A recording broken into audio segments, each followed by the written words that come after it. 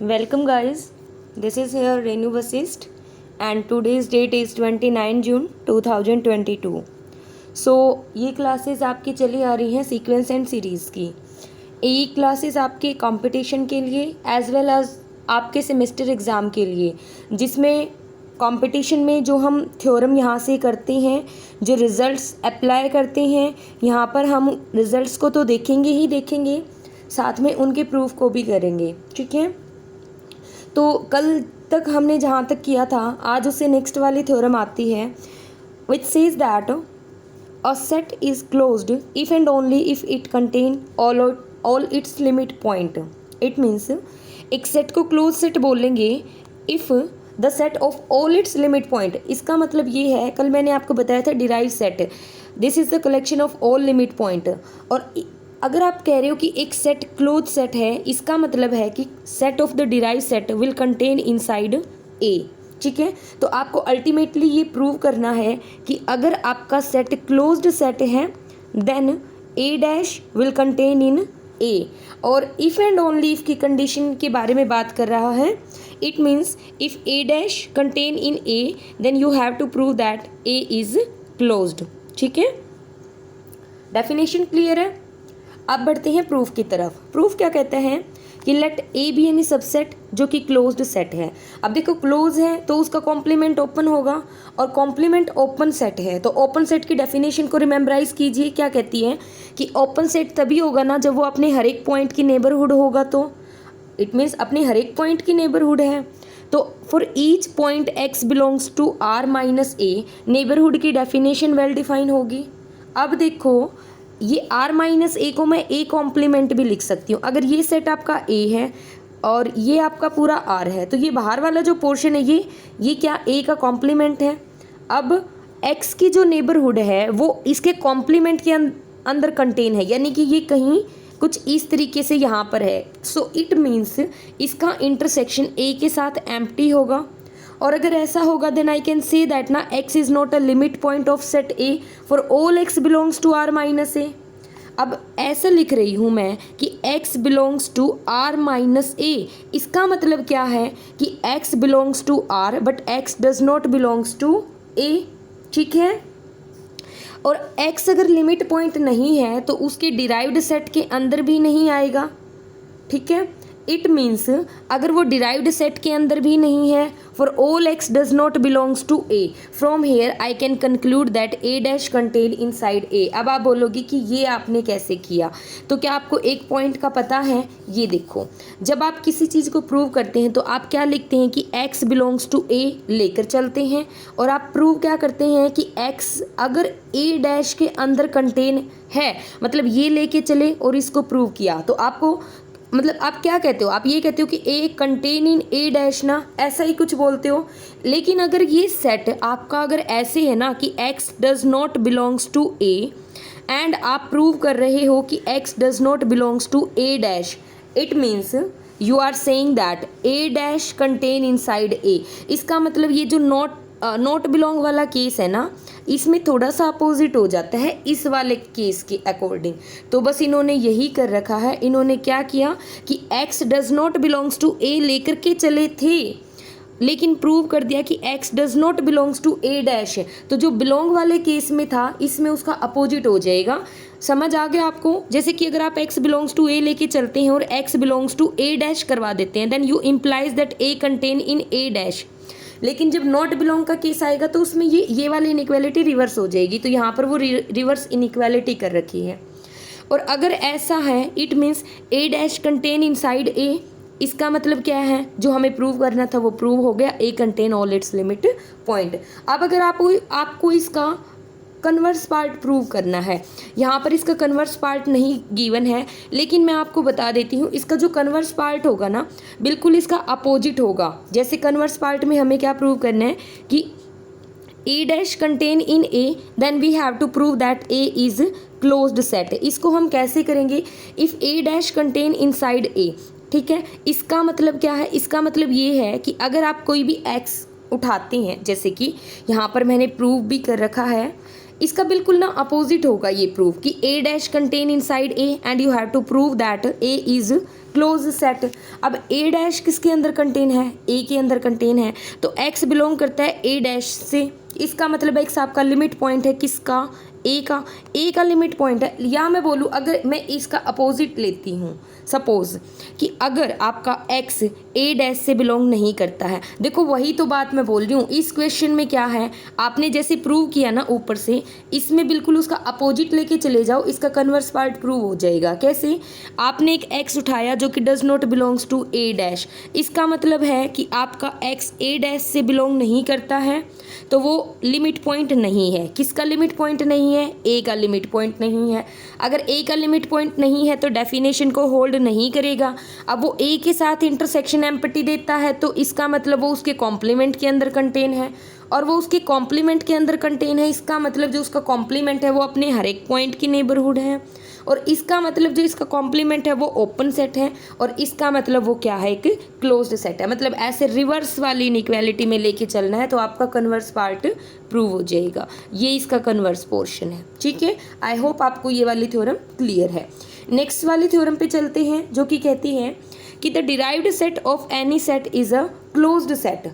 It means derived set क्या बात कर रहे हैं, ए डैश को क्लोज्ड सेट दिखाना है।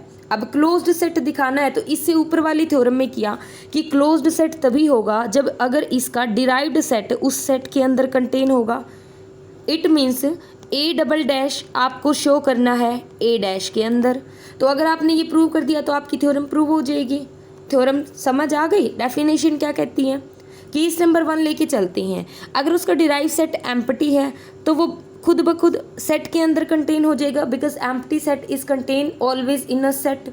So it means A dash contain all its limit point, therefore A dash is a closed set. ठीक है। केस नंबर 2 की बात करते हैं कि when ever A double dash is not empty. तो अगर नॉन एम्प्टी है तो एक पॉइंट उसके अंदर लाई करेगा, और अगर एक पॉइंट उसके अंदर होगा इट मीन्स व्हाट आई से, देखो when I say that P belongs to A dash, it means P is a limit point of A ना। वैसे ही अगर P आपका ए डबल डैश से बिलोंग करता है it means I will say P is a limit point of A dash. Limit point है तो लिमिट पॉइंट की जो डेफिनेशन होगी वो होल्ड होगी, ये वाली। Intersection with A dash will be non empty ना। Is that point clear. अब अगर इनका इंटरसेक्शन नॉन एम्प्टी है तो कोई तो पॉइंट होगा इनके बीच में जो ए डैश से भी बिलोंग करेगा और जो इस इंटरवल से भी बिलोंग करेगा। तो late I say that point is P1 point. अब P1 किससे बिलोंग करता है, ए डैश से बिलोंग करता है। What I say, P1 is a limit point of A. और अगर ऐसा है then every neighbourhood of P1 contains infinitely many point of A. अब let me know one point, P1 belong करता है किस नेबरहुड से, P minus epsilon P plus epsilon से, and this neighbourhood contains infinitely many points of A. इस P1 को हटा के मैं P भी तो लिख सकती हूँ, क्योंकि इस नेबरहुड से मेरा P भी तो बिलोंग करता है। और अगर ऐसा है it means P belongs to P minus epsilon P plus epsilon contains infinitely many point of A.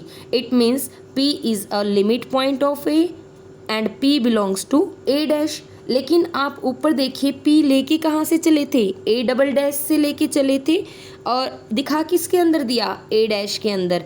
It means यही तो प्रूव करना था। It means A dash contain all its limit point and hence A dash is a closed set. Is that point clear. Now next result will comes out.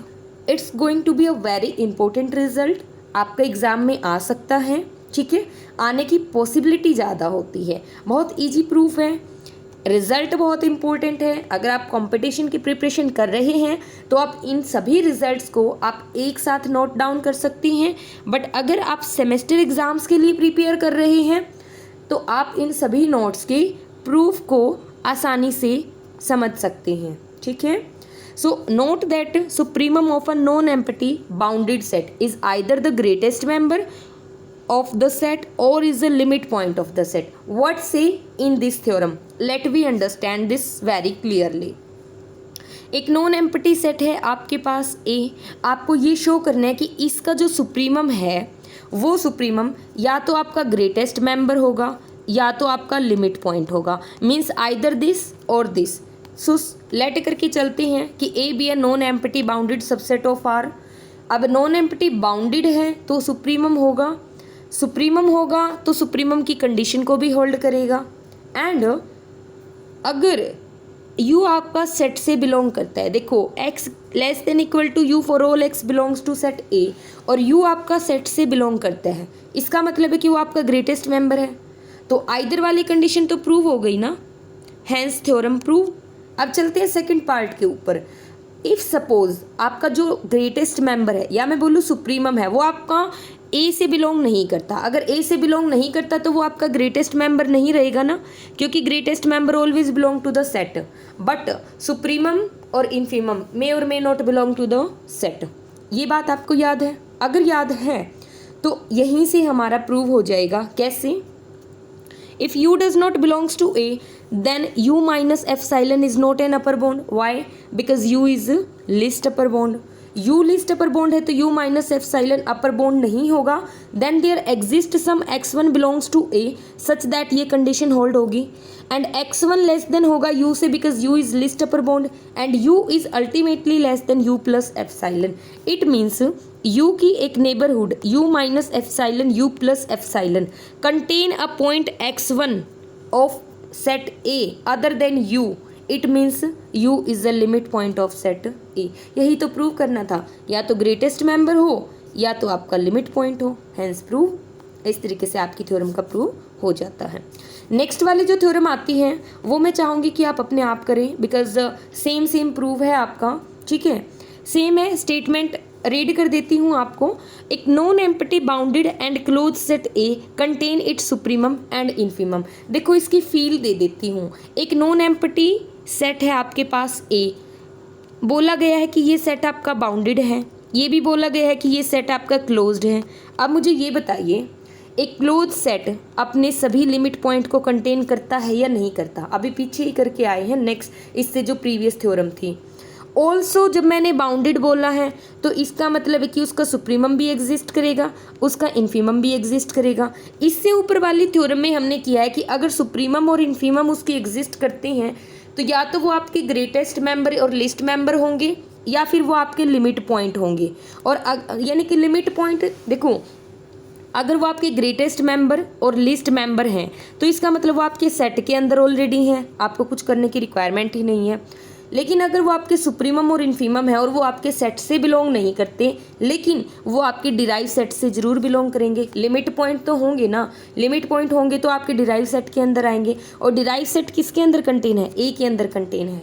तो ये चीज़ prove हो जाएगी कि ए non empty bounded and close set A contain it's supremum and infimum. ठीक है, next वाला result, इसको भी नोट डाउन कर लीजिए, बहुत इंपॉर्टेंट रिजल्ट है। क्या? The derive set of an infinite bounded set is bounded. It means ये कहते हैं कि एक सेट है आपके पास ए, देखो एक सेट लिया मैंने ओपन इंटरवल 1 2, ये इनफाइनाइट सेट है, साथ में ये बाउंडेड है किस किस के बीच में? 1 और 2 के बीच में। अगर आप इसका डिराइव्ड सेट निकाल लोगे you will get close interval 1 2।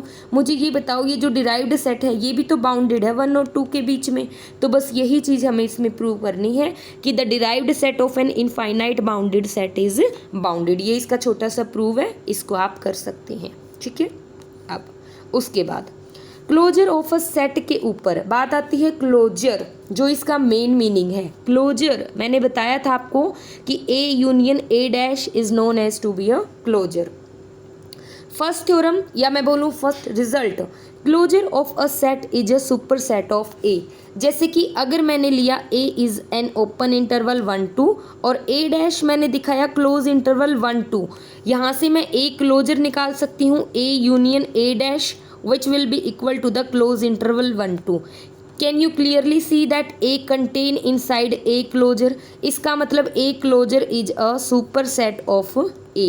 बस इसके अंदर यही बात बोल रहा है कि closure of a set A is a superset of A। इस तरीके से आपका ये रिजल्ट होल्ड हो जाता है। ठीक है, ये जो रिज़ल्ट हैं क्लोजर के ऊपर हम जो कर रहे हैं या ओपन सेट के ऊपर जो हम कर रहे हैं, ये सभी रिज़ल्ट आपके कंपटीशन के लिए बहुत ज़्यादा हेल्पफुल होते हैं, क्योंकि जब आप कंपटीशन की प्रिपरेशन करने जाते हैं तो आपको डायरेक्ट रिजल्ट लिख के बताया जाता है और आपको बोला जाता है कि आपको ये रिजल्ट यूज करना है। लेकिन अगर आपको ये पता है कि आपने इसका प्रूफ किया हुआ है तो आप इस रिजल्ट को ईजिली सेटिस्फाई हो जाएंगे इस रिज़ल्ट से। लेकिन अगर आपने इस रिज़ल्ट का प्रूफ ही नहीं कर रखा ग्रेजुएशन में तो आप ऐसे मतलब या तो इसको रटोगे आप या फिर इसको कुछ समझोगे और समझने की कोशिश करोगे तो आपको इसके प्रूफ पर जाना पड़ेगा, क्योंकि हर एक चीज़ वैलिड तभी होती है जब हमें उसका प्रूफ होता है। बिना प्रूफ हम कुछ नहीं मानते, ठीक है। तो इसीलिए थ्योरम करना और उसके प्रूफ को करना बहुत इंपॉर्टेंट हो जाता है। अब कंपटीशन में हमारा जो है एक तरीके से सिलेबस बहुत ज़्यादा लार्ज होता है, जिसकी वजह से हम प्रूफ को ओमिट कर देते हैं और केवल रिजल्ट्स को याद रखते हैं। लेकिन please remember one thing, result तभी याद रहेंगे जब आप उनके प्रूफ्स को कर पाएंगे, ठीक है। अब करते हैं नेक्स्ट वाला रिजल्ट, इसको भी नोट डाउन कर लीजिएगा। Closure of a set is a closed set. कैसे? ये तो मैंने प्रूव कर दिया कि ए डैश मेरा क्लोज्ड है, ठीक है। यहाँ पर आपको प्रूव करना है कि क्लोजर ऑफ अ सेट भी आपका क्या है, क्लोज्ड सेट है। बस सेम आपको सेम वैसे ही करना है जैसे मैंने वो पीछे मान के किया था कि अगर ए क्लोज्ड है तो आर माइनस ए ओपन हो जाएगा, तो वो अपने हर एक पॉइंट की नेबरहुड हो जाएगा। अगर आपको डेफिनेशन क्लियर है तो आप इस प्रूफ को भी आसानी से कर सकते हैं और यहाँ से हमारा ए बार क्या हो जाता है, क्लोज्ड सेट हो जाता है, ठीक है। नेक्स्ट रिजल्ट जो हमारा आता है that will comes out to be a closure of a bounded set is bounded. अब ये कैसे है भाई, देखो A is equal to A, जो ए क्लोजर होता है that will be equal to the A union A dash, ठीक है। अब ये देखो एक बाउंडेड सेट बोला है, इट मीन्स आपका ये वाला बाउंडेड सेट है। मैंने बताया था कि derived set of a bounded set is also bounded, ठीक है। और अगर ये दोनों बाउंडेड हैं तो इनका यूनियन भी तो बाउंडेड हो जाएगा और यही यहाँ पर दिखाया गया है आपको। नेक्स्ट वाली थ्योरम आती है result, the set A is close if and only if A bar is equal to A. इससे पहले हमने किया कि एक सेट क्लोज होगा अगर डिराइव्ड सेट कंटेन होगा ए के अंदर, लेकिन इन्होंने बोला कि हमें तो एक ऐसा रिजल्ट चाहिए जो कि ओपन सेट के साथ कोरिलेट कर सके। ओपन सेट का रिमेंबर कीजिए, A naught is equal to A था, then we can say that set A is open. वही सेम इन्होंने भी अपना एक रिजल्ट बना दिया कि A closure will be equal to A, then we can say that A is closed set. Clear है? तो बस यहाँ पर उसका प्रूफ बोला गया है कि अगर सेट ए हमारे पास क्लोज है तो वो अपने सभी लिमिट पॉइंट्स को कंटेन करेगा। अगर ए डैश ए के अंदर कंटेन है तो ए यूनियन ए डैश आपका ए के इक्वल होगा। इट मीन्स ये किसके इक्वल होता है, क्लोजर के इक्वल होता है, तो A closure will be equal to A. अब इसका कन्वर्स पार्ट लेके चलेंगे कि अगर ए क्लोजर ए के इक्वल है then A union A dash will be equal to A. इसका मतलब है कि A dash will contain inside A. अब देखो अगर ऐसा होता है कि A union B is equal to A तो मैं बोल सकती हूँ ना कि B will contain inside A, तभी तो ये इन दोनों का यूनियन ए आया है, मतलब ए के अंदर बी कंटेन है, ये बी है ये ए है, तो इन दोनों का जो यूनियन होगा वो पूरा का पूरा ए सेट हो जाएगा। It means B contain inside A, तो similar A dash will contain inside A, और अगर ऐसा होता है तो ए आपका क्लोज सेट होता है, ठीक है। नेक्स्ट रिजल्ट आपका आता है the closure of a set is the smallest closed super set of A. अब देखो यहाँ पर वर्ड क्या बोला गया है, सुपर सेट। क्या इसको आप रिलेट कर सकते हैं ओपन सेट के साथ जो हमने प्रीवियस क्लासेस में रीड किया है? क्या रीड किया था कि अगर इंटीरियर ऑफ अ सेट है आपका then it will be the largest open set that contain inside A. लेकिन ये बोल रहा है कि closure of a set is the smallest closed super set which contain A. ये वाला ए के अंदर कंटेन होता था, लेकिन क्लोज्ड के केस में ये ए को कंटेन करता है। अब ए के अंदर कंटेन होना या ए को कंटेन करना, these two are different things. अब आपको क्लियर कट मेंशन है कि इसमें हमें क्या प्रूव करना है, और इसका 2 लाइन का प्रूव है, बिल्कुल आप इसको प्रूव कर लेना और हमारा प्रूव हो जाएगा कि A bar is the smallest closed super set of A. अब आते हैं कुछ छोटे छोटे से रिजल्ट जो कि याद करना, या मैं बोलूँ एग्ज़ाम के लिए हमारे कई बार कंपटीशन में तो डायरेक्ट ही पूछे जाते हैं ये वाले रिजल्ट। लेकिन आपके सेमेस्टर एग्ज़ाम्स में ये हो सकता है आपके 2 मार्क्स में आ जाएं, और थ्योरम्स आपकी, क्योंकि सेमेस्टर एग्ज़ाम्स में 8 मार्क्स की क्वेश्चन आते हैं, तो थ्योरम हो सकता है 4 मार्क्स में भी आ जाए, या फिर पूरी की पूरी थ्योरम 8 मार्क्स में भी आ सकती है आपकी। ठीक है, तो ये रिजल्ट को याद करना इंपॉर्टेंट हो जाता है हमारे लिए। यू सी दैट फाई का इंटीरियर फाई के इक्वल देखा था हमने, तो सेम फाई का क्लोजर फाई के इक्वल होगा। You see that if A contain inside B then A interior contain inside B interior. मैं आपको रिलेट करवा रही हूँ ओपन सेट को और क्लोज सेट को, ताकि आपको क्लियर कट मेंशन हो जाए इन दोनों के बीच में। तो सेम यहाँ पर if A contain inside B then A का closure will contain inside B का क्लोजर। प्रूव कैसे करते हैं? प्रूव जैसे वहाँ किया था वैसे यहाँ पर करना है प्रूव। अगर ए बी के अंदर कंटेन है और हमें प्रूव करना है कि A closure will contain inside B closure, तो हम क्या करेंगे, एक एलिमेंट लेकर चलेंगे ए बार का और दिखाएंगे किस में, बी बार के अंदर। ए बार से एक एलिमेंट लेके चले, बी बार के वो अंदर वो एलिमेंट दिखाया, सो इट मीन्स अगर एक्स आपका ए बार से कंटेन करता है और आप शो कर रहे हैं कि it will also belongs to B bar, then you can see that A bar will contain inside B bar, or I can say that A closer will contain in B closer.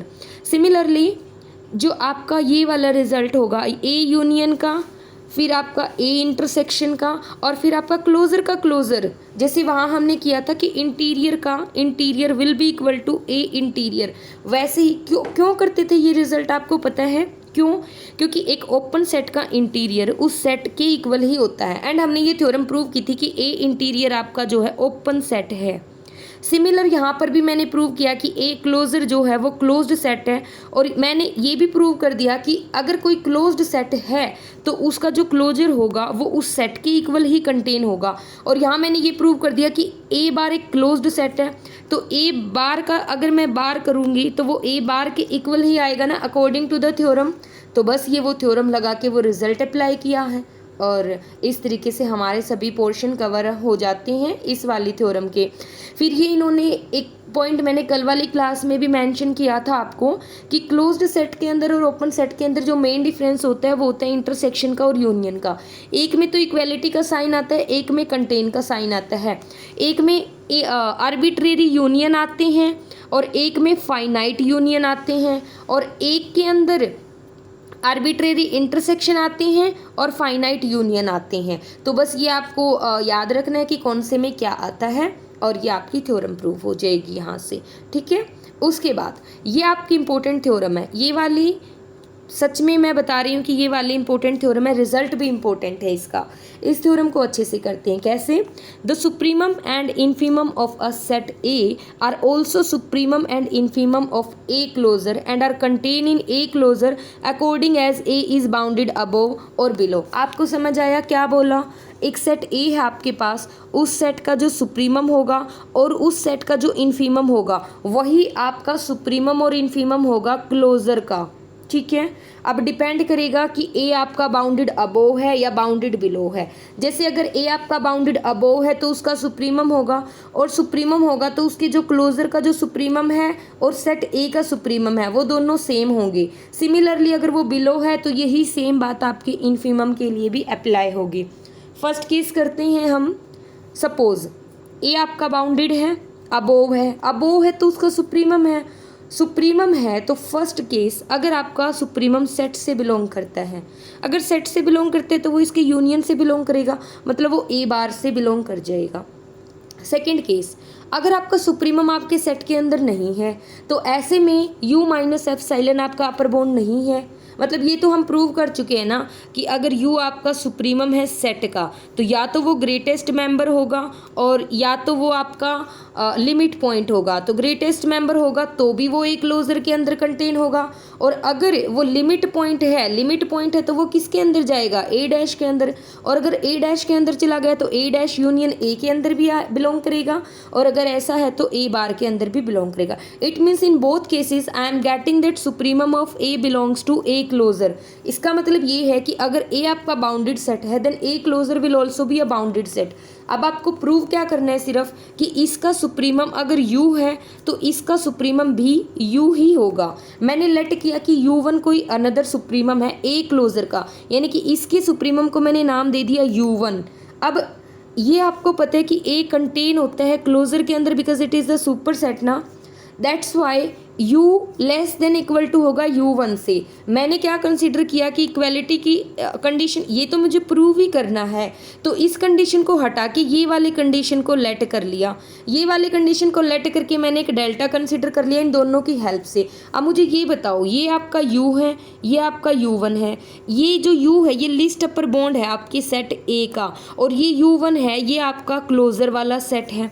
मैंने क्या किया कि एक delta लिया और u1 minus delta और u1 plus delta, it means ये वाला इसकी जो नेबरहुड है, मैंने ये वाली नेबरहुड ली। अब इस नेबरहुड में u1 के अलावा क्या इसमें सेट ए का कोई मेंबर आता है? बताइए मुझे, नहीं आता ना।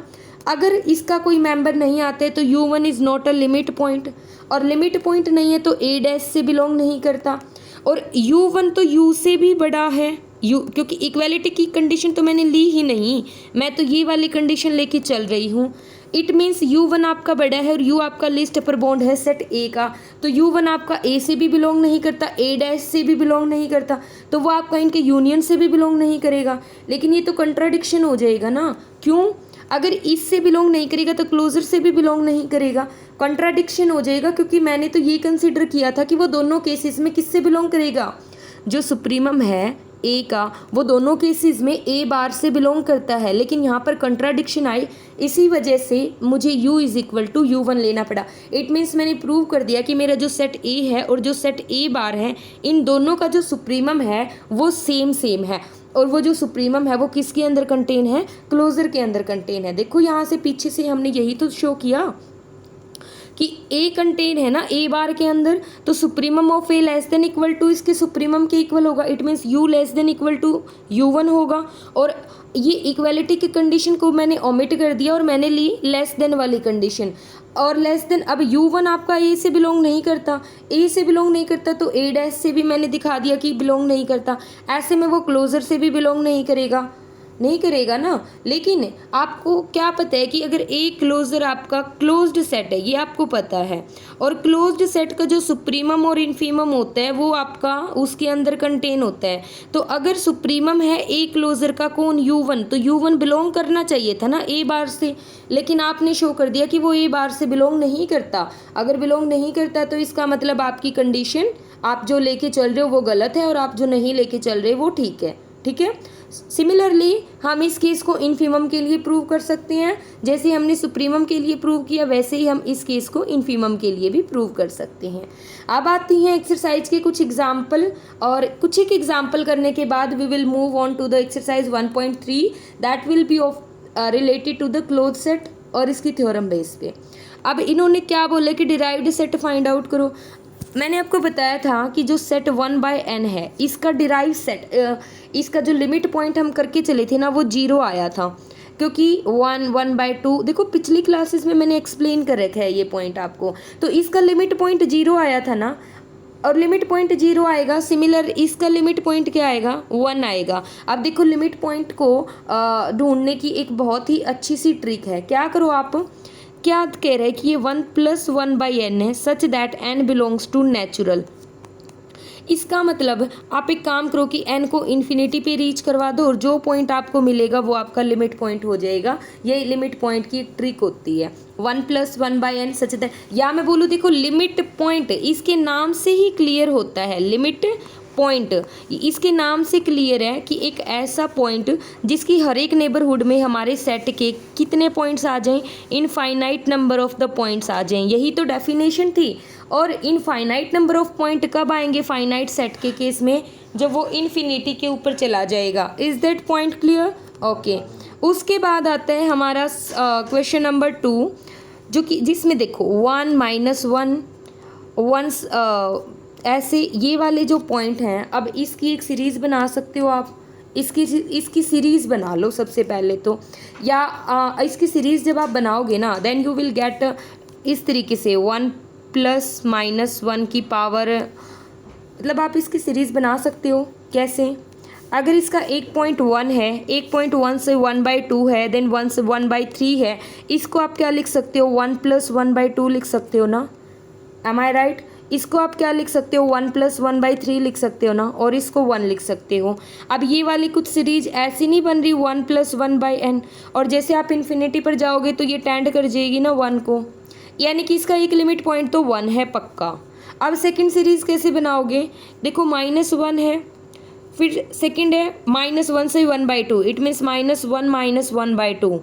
एक आपका बनी -1 1/3। जैसे ही इसकी सीरीज़ क्या बनी अब, -1 1/n। As n tends to infinity, ये पॉइंट्स कहाँ जाएगा, -1 पर जाएगा। तो इसका लिमिट पॉइंट क्या हो जाएगा, 1 और -1, और लिमिट पॉइंट का कलेक्शन क्या होएगा, डिराइव्ड सेट होएगा। Is that point clear. Third वाला ये अब आप खुद कर सकते हो। थर्ड वाला कुछ इस तरीके से सेमी क्लोज ओपन इंटरवल है, इसका जो डिराइव्ड सेट मैं बता के आई हूँ क्लोज्ड सेट होगा 0 1। वैसे ही आप ये बाकी वाले एग्जाम्पल्स भी कर सकते हो। ये डी वाला क्वेश्चन या मैं बोलूँ एग्जाम्पल में एक्सप्लेन कर देती हूँ। आपको बोल रहे कलेक्शन है आपका 1/m + 1/n such that m और n आपके किस से बिलोंग करते हैं, नेचुरल नंबर से बिलोंग करते हैं। एक काम कीजिए, आप m की वैल्यू 1 ले लीजिए, आपने ली 1 + 1/n। अब मैं n की वैल्यू को वरी करवाती चली जा रही हूँ, तो ये पॉइंट मेरा 1 को मीट करेगा ना, इसका मतलब 1 इसका लिमिट पॉइंट है। अब अगर मैं m की वैल्यू 2 ले लेती हूँ, then I am getting that 1/2 + 1/n type की सीरीज होगी, और ये मीट करेगी ना 1/2 पे। तो इस तरीके से 1 आपका लिमिट पॉइंट है, 1/2 लिमिट पॉइंट है, और 1/n लिमिट पॉइंट है। इन सब का अगर मैं कलेक्शन लूँ तो वो मेरा डिराइव्ड सेट आ जाएगा। साथ में ये सभी कहाँ पर जा रहे हैं, 0 पर भी तो जा रहे हैं, तो इन सभी का लिमिट पॉइंट ये कलेक्शन यूनियन में 0। सिमिलरली 1/3n + 1/5 की पावर n, इसका आपको डिराइव सेट निकाल के दिखाना है। तो सबसे पहले तो आप इस सेट को लिखिए, फिर आप देखिए कि इसका देखो 1/3 है, 1/3 स्क्वायर है, 1/3 का क्यूब है। तो आप इनको जब अलग अलग लेंगे तो इनकी जो नेबरहुड होगी ना, जैसे ये 1/3 है तो इसकी छोटी से छोटी जो नेबरहुड आप लेंगे तो उसमें सेट के आपको इनफाइनाइट नंबर ऑफ पॉइंट्स मिलेंगे। तो 1/3 आपका क्या हो जाएगा, लिमिट पॉइंट हो जाएगा।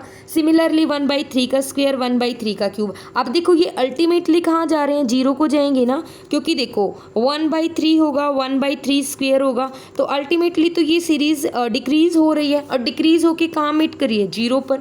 सिमिलरली 1/5 है आपका, 1/5 का स्क्वायर है, ये कहाँ जा रही है, 0 पर जा रही है।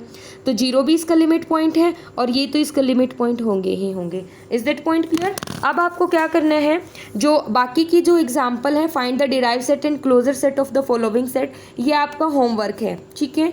आपको ये करके लेके आने हैं कल वाली क्लासेस में। अब नेक्स्ट वाला एग्जाम्पल सेम है, डिराइव सेट क्लोजर सेट आपको फाइंड आउट करना है। n को इन्फिनिटी पे अप्रोच करवाइए। 2 केस करने पड़ेंगे, एक केस में आप n को ओड ले लीजिए, एक केस में आप n को इवन ले लीजिए, आपको सेट मिलेगा।